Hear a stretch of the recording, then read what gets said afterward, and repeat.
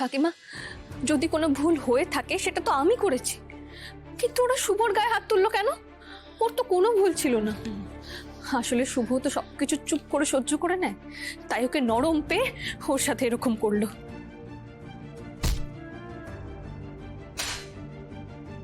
শুভ তো এত আঘাত সহ্য করার পর পাল্টা মন্দারকে আঘাত করতে পারতো, কিন্তু ও করলো না।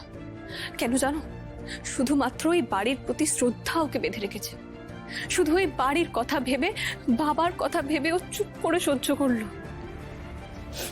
কাকিমা, এই মন্দার ও কি আদৌ কোনো মানুষের পর্যায়ে পড়ে? পড়ে না তো, আর পড়ে না বলেই তো মন্দার অন্যের শান্ত ভদ্র স্বভাবটাকে কাজে লাগিয়ে সেখানেও নিজের ক্ষমতা জাহির করার চেষ্টা করে। গরিব আর বড়লোকদের মধ্যে পার্থক্য কোথায় জানিস? বড়লোকরা লড়াই করে নিজের ইমোশনের সাথে, আর গরিব মানুষরা তাদের জীবনের সাথে। যাদের মনুষ্যত্ব নেই তারাই অন্যকে আঘাত করে, নরম মাটি পেলে এইভাবে গরম দেখানোর চেষ্টা করে। শুভর মতো সৎ ছেলেদের ওপর দোষ চাপিয়ে তাদের শাস্তি দেওয়াতে পারলেই মন্দারের মতো মানুষদের আনন্দ। কিন্তু এটা তো চরম অন্যায় কাকিমা। হ্যাঁ, অন্যায় তো, আর এই অন্যায়টাই তো যুগ যুগ ধরে হয়ে এসেছে।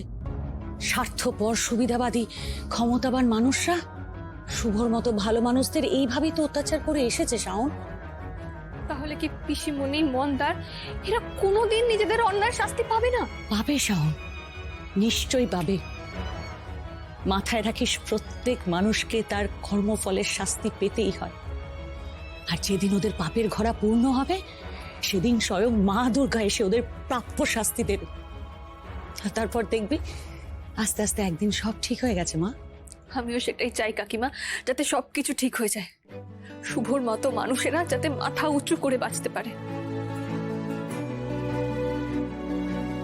সৎ মানুষের মাথা কখনো অসৎ মানুষের ষড়যন্ত্রে নত হয় না। শাও, মানুষের কাছে না হোক, ঈশ্বরের চোখে সবসময় সৎ মানুষ সৎই থাকে।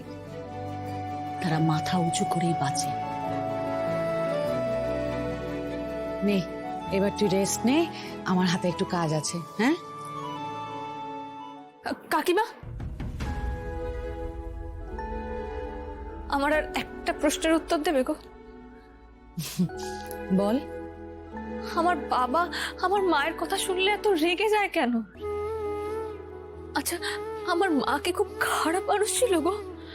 আমি তোমাকে বারবার একই প্রশ্ন করি বলে আমাকে খারাপ ভেবো না প্লিজ। আসলে এই প্রশ্নগুলো না আমাকে খুব অস্থির করে তোলে। আমার বাবা আমাকে পছন্দ করে না ঠিকই, কিন্তু আমি তো জানি আমার বাবা খুব ভালো মানুষ। আমার বাবা ভালো মানুষ হওয়া সত্ত্বেও মা কেন বাবাকে ছেড়ে চলে গেল আমি এটা কিছুতেই বুঝতে পারি না।